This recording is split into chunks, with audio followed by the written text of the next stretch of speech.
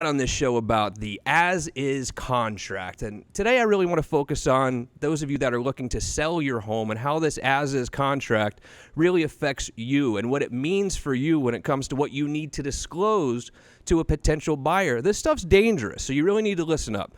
I've had a ton of people in my law firm here recently who have bought a house and they come to see me and they want to sue the seller. This is well after you've already gotten paid as a seller. You've moved on with your life. You've taken your profits, and they want to sue for everything from bad piping to a non-functioning air conditioning unit or mold in the walls. Buyers, when they get into that house and start doing a little bit of work, really are looking for reasons to get mad at you as the seller. So what do you do as a seller?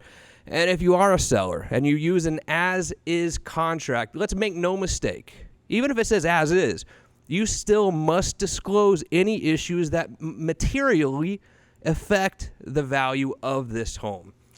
They're tough cases for the buyer. They are tough cases. The buyer needs to show, and Phil Deems, producer extraordinaire, you might want to put this on the screen too. The buyer's going to need to show that you knew about the defect as a seller. The defect negatively impacts the value of the home. The buyer didn't know about the defect, and you didn't tell the buyer about the defect. Again, these are tough cases, but look, you've already made the profit. You've moved on with life. You're done with this house. Now, at best, you're going to have to go pay $5,000 to have a lawyer defend you in this case, right? We don't want that. The best way to go is always disclose, disclose, disclose. There's plenty of buyers out there. Look, if one guy is going to get scared off by something in your disclosure, there are plenty of buyers behind them. Be extra cautious. Disclose, disclose, disclose. I do find it interesting, though, that Florida law specifically says you don't have to disclose a couple of things. Murder, suicide. These are things that you would think maybe you should have to disclose, but you actually technically don't have to disclose. And lastly, for those of you who aren't super experienced and you say, look, I'm going to save money on the real estate commission. I'm going to sell this place by myself. This is all the reason in the world to tell you to please hire a real estate agent to sell your house. Don't try to go it alone. Two very special guests joining me today. You're going to show us some awesome properties. I have Sherry Dyer here with Regal Real Estate Professionals. How are you, Sherry? Thanks for being here. Wonderful. Thanks for having me, And Kristen. Kristen Vaught joins me from Coldwell Banker. Hello, welcome to the show, Thank Kristen. you. How are you? I am well. How are you? I'm great, thank you. So, Sherry, let me get right to it. Yeah. How does an as-is contract differ from a regular contract? What's the difference? Well, some of the difference is asking for repairs, both termite, wood-destroying organism, and structural repairs. So you can cap limits to how much. If you've seen the property and you know that there's going to be some repairs, i.e., you can see that there's polybutylene piping. You know that there's going to need that's going to need to be repaired. So you can ask for limits on a standard FAR/BAR contract. The as-is doesn't necessarily mean as-is, because you can negotiate the whole way through in a contract, almost until the last day. Wow. Kristen, let me ask you this. Do you prefer, let's say you're working with a buyer or a seller, do you prefer as-is versus the standard contract? I definitely prefer as-is. Okay.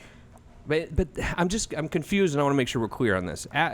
If you buy a car kind of as is, you think, look, I'm buying the car, buyer beware, laissez-faire. But if you're buying a house as is, I can still get an inspection. I can still go see if anything's wrong, and I can still back out, correct? Correct. And it gives an opportunity for the seller to possibly back out also if they're not willing to move forward with repairs you're requesting.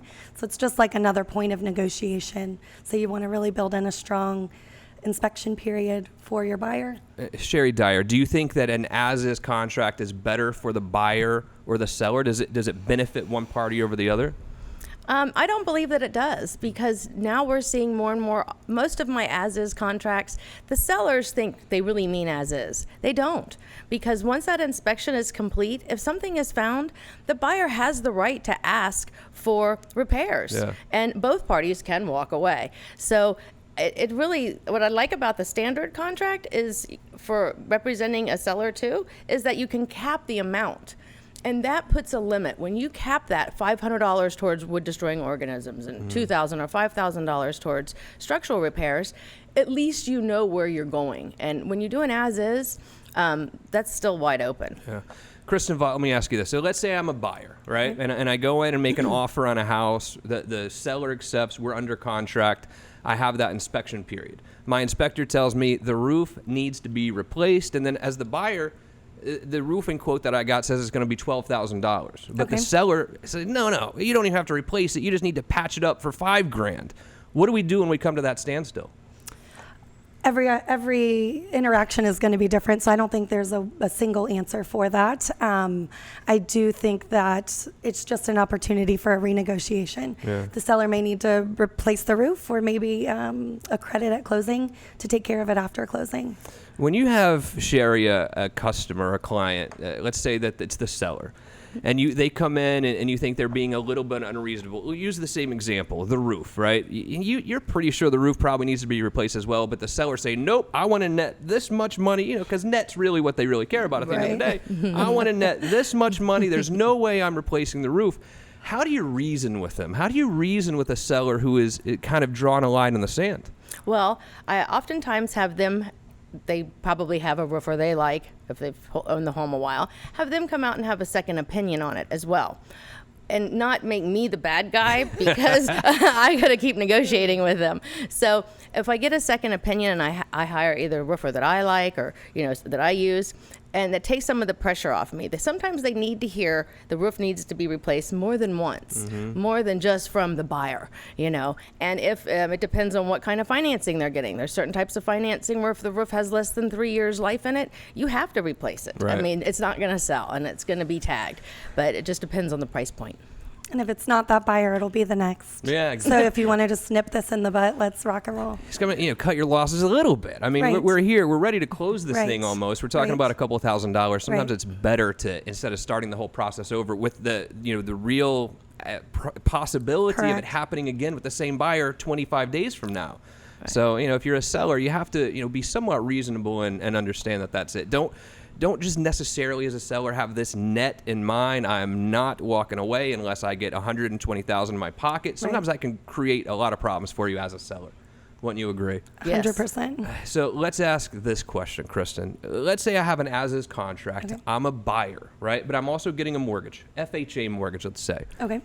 The offer on the house is $250,000, but the appraisal that the mortgage company gets comes in at $230,000. What can I do then?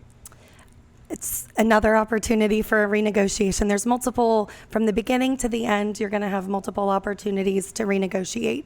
So as the buyer, you are going to, if I'm helping you, we're going to go to bat and let the sellers know that because we have this certain type of financing and cannot pay additional, that we're going to need to reduce the price to the appraised value.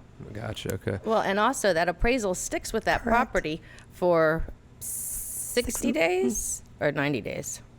Yeah, it's certainly, 60 I or don't remember the 90, exact time, but Yeah. I mean, you're going to be stuck with it for So a that while. appraisal, if any other FHA buyer comes in, Same deal. the FHA, because it's in a system, in the computer system, it's going to stick with that. Yes. How does the negotiation really work at this point? So again, I make an offer, seller signs it, so we're under contract. I get an inspection. How long do I normally have to get the inspection?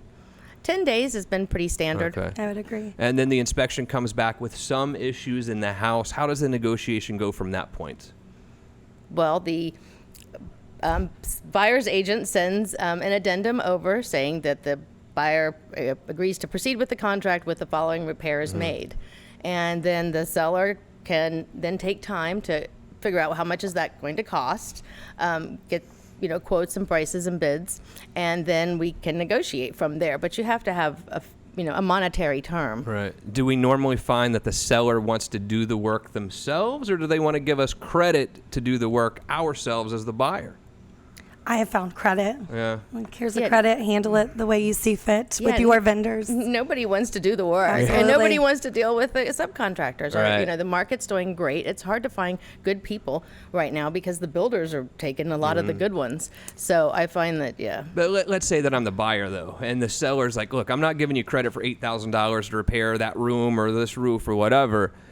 Don't you think the buyer could have some concerns that the seller is going to do it on the cheap and not do a great job of the repairs? Do you ever see that? Absolutely. So- A lot. Yeah, where they don't want the seller who's, checked out of that house already, because that's why they're selling it. And so why have them do the repairs? Who are they going to hire? So a lot of times it is good. Got it. And it's funny because a lot of buyers make up numbers. Oh, that's going to cost $3,000 to, fix something. And it's like, less than $1,000.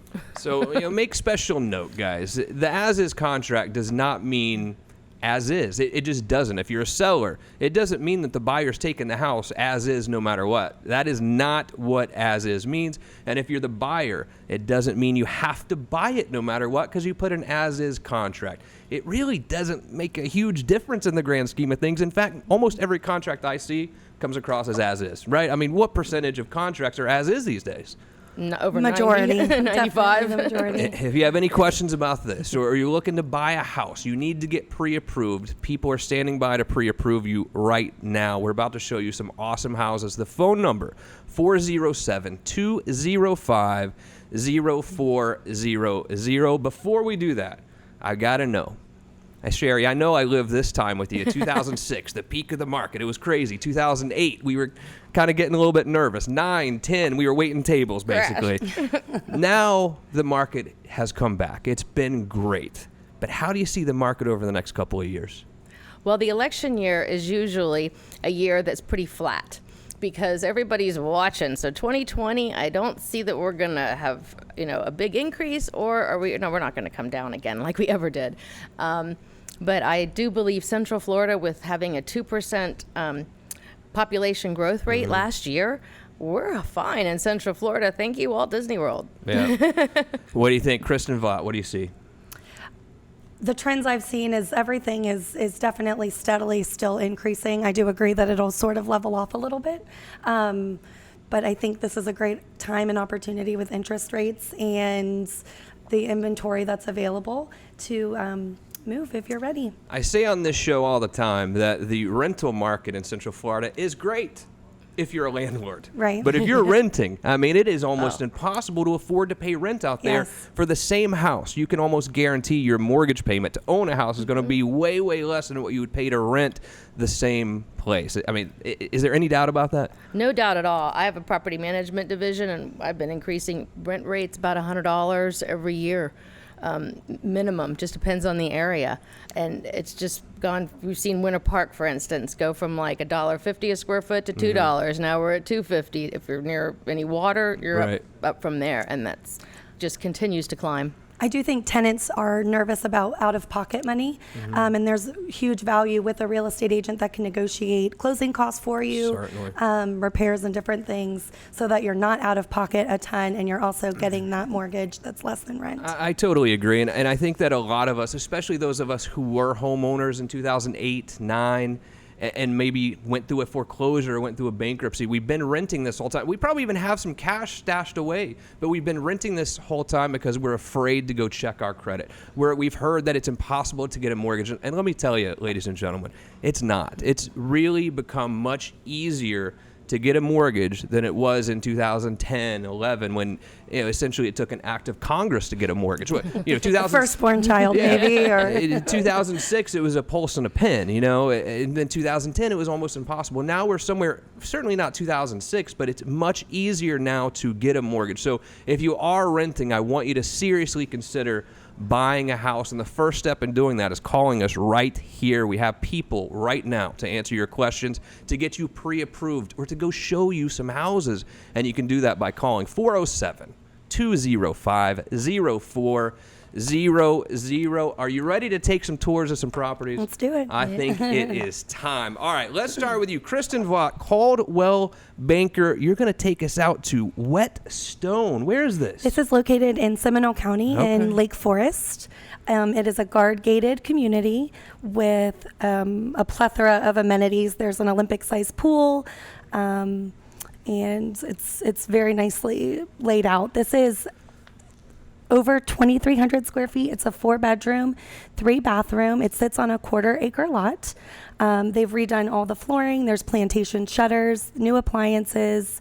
They've redone the garage doors. It's just a really nice lot and location in the Lake Forest community. It's also in a price point that's pretty competitive in there and hard to find. So it is one that's going to go quickly for sure. What is the price point on this? This one is $410,000. And if you don't know Lake Forest, some people who might be scared off by the word Sanford for whatever reason, Sure. which is weird because Sanford's become an awesome city lately. Yes. But this Lake Forest area is kind of in that Heathrow, It Markham is, Woods area yes. back there. Just a beautiful part It's of town. located off of 46 near International Parkway, and it is situated by where 429 and all sorts of access points Yeah. for commuting are going to be. And I've seen the rental rates actually in Lake Forest. I mean, to rent this house, you're looking at $2,800 a month, probably Easily. at least. Easily. The mortgage on 410, you're looking at less than that, $2,200 a month, maybe. Right. So And if you're not throwing it away. It's something that will return value to you later. You're not paying someone else's mortgage. You're really getting the equity of this house. So if you're renting, seriously consider calling Kristen Vaught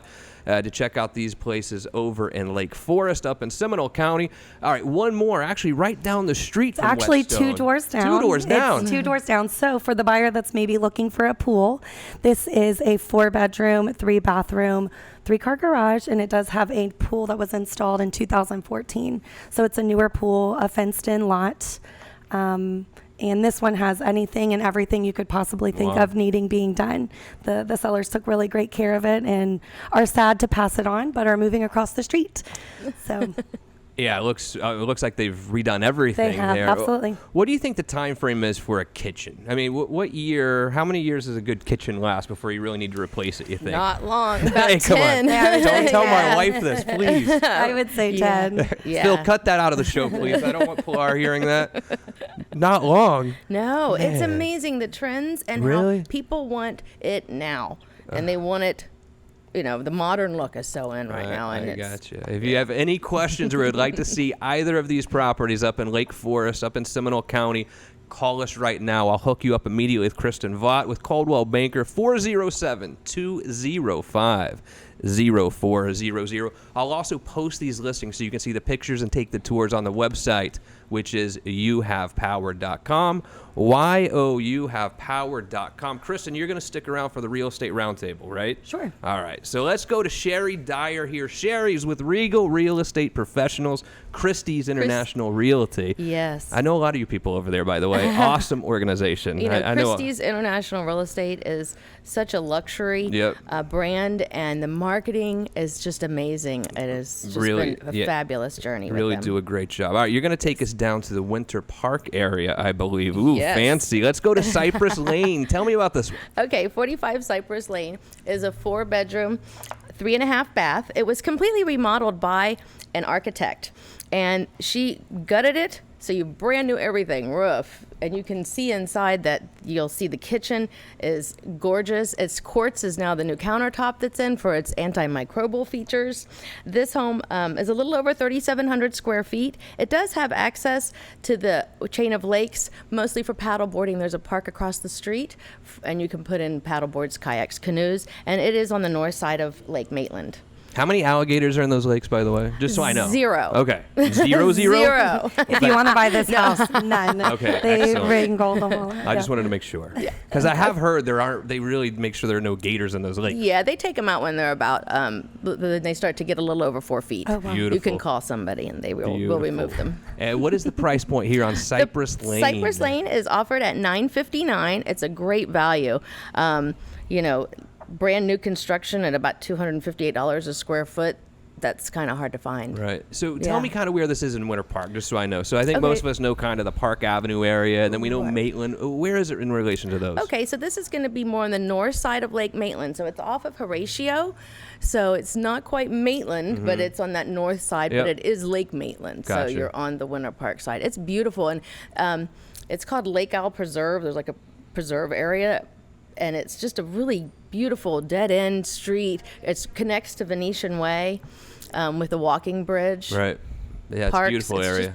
gorgeous And over that's there. Orange County, I believe, right? Yes. Yeah, definitely in Orange County. Oh, All right, yes. so now we're going to even show you something a little bit nicer, and that's if Phil doesn't put an offer on it like he threatened to prior to the show. We're going to go down to Poinciana Lane. Sherry Dyer, tell me about this one. Yes, well, this one's located not far from the Winter Park Racket Club. So you can walk to that, as a matter of fact. wow. This is frontage on the Winter Park chain of lakes. So this is on the lake. This is on the lake. Yeah, it's Okay. on an alcove to Right. the lake, on Lake Maitland. I got you. So it's really, really an amazing house. The buyers, they gutted it in 2009 and completely redid it. Both of these homes are one story, and it's really sometimes hard when these builders come in. They like to maximize the lot size, right? So they go up and do as much square footage in the homes. Well, these are nice because it's all one floor.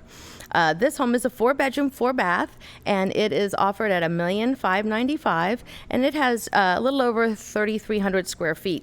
It has a charming boathouse, dock, and plenty of storage. Yeah, I saw the pictures of the outdoor area. Very, very nice. How do you think buyers, are they expecting a nice outdoor living area anymore or what? Absolutely. Yeah, buyers definitely, especially our people that come down from up north until they realize how hot it is in the summer and then the mosquitoes after the rain. But, Right. they do. You want to bring the outdoors in the fall and the, winter, and it's a wonderful time. What is the price point here on Poinciana Lane? $1,595,000. So the people that come from up north, and I did that at one point in time too, I've been here a long time now. Would you ever jump in a pool in like January at this point, or it's too cold for us now that we're Floridians, isn't it? Yes, it Yeah, I is. see them jumping in the pools and things in January. I'm like, I don't know how you do that. Right, that's why I moved to Florida. Yeah, I can't do that anymore either. So let's say, okay, 1.5-ish million on this one. Let's say this wasn't on the lake, had no lake access. I'm curious as to how that really affects the value. What do you think it would be listed at if it wasn't on the lake? If it was not on the lake, it would probably be close to the 9s. Yeah, okay.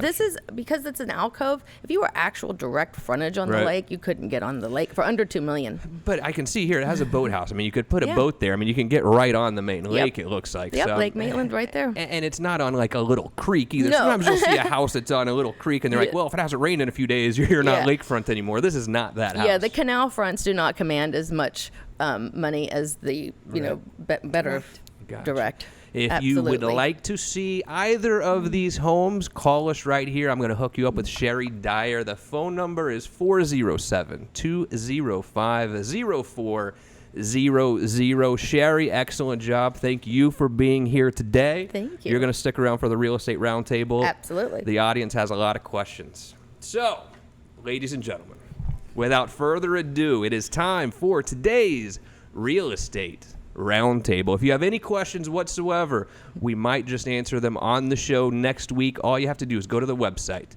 youhavepower.com. You can ask the questions right there, and we might address them next week on the show. Or if we don't address them on the show, I'll reach out to you, and I will personally address whatever questions that you have. All right, let's go to John in Port Orange. John says, should I ever buy a house as is? What do you think? Kristen Vaught. Clarification, meaning as is, I think what he's saying is not ask for repairs. Yeah, I think he's talking about the contract. We were talking about the as-is Okay. contracts before.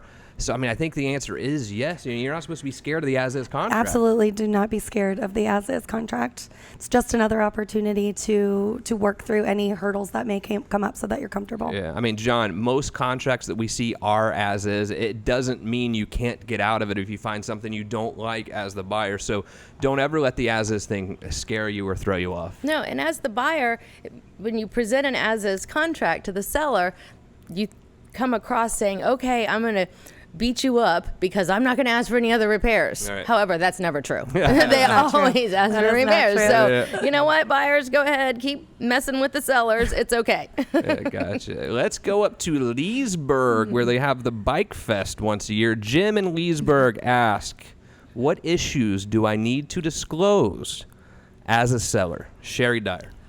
The law is disclose, disclose, disclose. If you've lived in the house and you know issues, you must disclose them. And as realtors, if we know of any issues or any issues in the area, we also must disclose. And that's why it's important to work with a realtor that knows the area and what's happening. 100% agree. Yeah. Yep. And I think there are some buyers who try to go this open door route, which I really don't recommend. I like to hire a local real estate agent who really knows what they're doing, but they try to do the open door thing thinking, I know I got some issues with the house. I'll just sell it to this computer basically, which is open door, and I will never have to disclose them. If I sell my house via open door, are they going to do an inspection? I mean, they're going to find out what's going on. Absolutely. So if you're thinking about doing one of these new services, first of all, don't. Second of all, you're not going to slide it by. They're going to find out the same issues that a regular buyer is going to find out. The average sale price for open door, I know it's under 500,000. Like I'm going to say it's around 250. Right. We did some statistics, but I'd have to clarify the statistic. But yeah, the average sales price is very low, and sometimes it's not it's cleaning out some of the bad stuff. It's people who have so much deferred maintenance. Exactly. All right, Samantha, down in Windermere, beautiful area down in Windermere. As a seller, can I just verbally tell the buyer about the issues in the house? I would not recommend that. I would definitely put everything in writing, sign it, hand over as much as you can written, so you're solidifying. I totally agree. I mean, I think the law technically is that, I mean, you could, but how are you ever going to prove that you told the buyer You could do like a about it? Facebook Live. Yeah, like I guess here. so, yeah. That's a good point. But, absolutely. I mean, the FAR/BAR contract has a special form where you can actually disclose everything, right? It's really simple. I mean, if you get anything from today's show, if you're a seller, please disclose, because best case scenario, you're going to pay a lawyer $10,000 to defend the case after they sue you.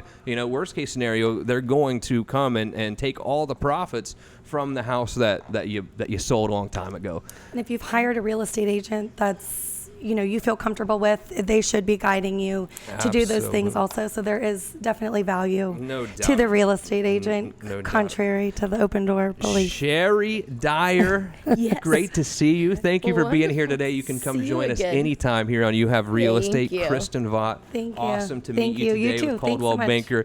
You two are invited back anytime. Awesome. Okay? Thank you. But most importantly, thank you for joining me today. If you have any questions about anything we talked about today, 407-205-0400, or if you're ready to start that house hunt and need a pre-approval letter, because you need that before you start, the phone number, 407-205-0400.